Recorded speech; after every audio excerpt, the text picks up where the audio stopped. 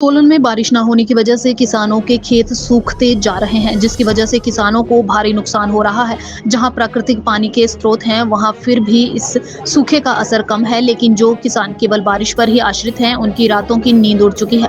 उनकी आंखों के सामने ही फसल सूखती नजर आ रही है, लेकिन वह चाहकर भी कुछ नहीं कर पा रहे हैं। इसको लेकर सोलन के किसानों ने चिंता जाहिर की है और कहा है कि इस वर्ष फसलों के उचित दाम उन्हें नहीं मिले हैं। जो दाम मिले उनसे खेती का खर्चा भी नहीं निकल पाया है। अगर कुछ दिनों के भीतर बारिश नहीं हुई तो उनकी फसल पूर्ण रूप से सूखने की कगार पर पहुंच जाएगी।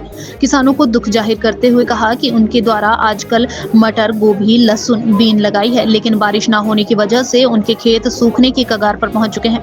सूखे के कारण मटर का आकार बड़ा नहीं हो रहा है, वहीं खेतों में गुडाई नहीं हो पा रही है। अगर ऐसी ही स्थिति रही तो सोलन के किसानों को आने वाले समय में भारी नुकसान उठाना पड़ सकता है। उन्होंने कहा कि कृषि के क्षेत्र में लगातार किसानों को भारी नुकसान उठाना पड़ रहा है। अगर अभी भी बारिश हो जाती है तो किसानों की हानि कम हो सकती है। देखिए, फसल पे बहुत बुरा असर है। मतलब कि जो मटर के फसल है वो 2.5-3 इंच से ऊपर नहीं बढ़ पा रही, वहीं पे उस पर फूल लग चुका है और उस वजह से उसमें 4-4 फड़ियाँ लगनी है। उसके बाद उसने सूख जाना है। बस जिम्मेदार के माड़े हाल है, मतलब बहुत बुरे हाल है। बारिश का सबसे मेन तो बारिश का होना ने, जो बारिश हो ही नहीं रही आपकी 2-2.5 महीने से, वो सबसे बड़ा कारण तो यही है। पेस्टिसाइड लगा के कोई फ़ायदा नहीं है। अब जब आपका पौधा ही सर्वाइव नहीं कर पाया है, जब पौधा ही आपका उठा नहीं है, तो बिना पानी के कोई फ़ायदा नहीं है उसका। ये किसानों की जो है, किसानों की आय बिल्कुल नील होगी इस साल। जो मटर की फसल से हमारे को कुछ 20-30 हज़ार 40 हज़ार रुपये किसानों को आते थे, उससे कुछ नहीं आएगा। अब 2 रुपये की आपकी इनकम नहीं होएगी। देखिए, न्यूनतम मूल्य जो दे वो तो सरकार से हम हमेशा से लेके मांग करता है और हर लेवल का कृषि इसको करता आया है।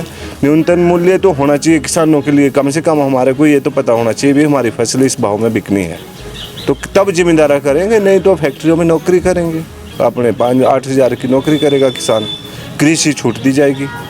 अगर कृषि करेगा तो वही करेगा जिनके पास पानी उपलब्ध है। प्रकांत है, मैं गाँव पट्टी ब्राह्मणा का रहने वाला हूँ।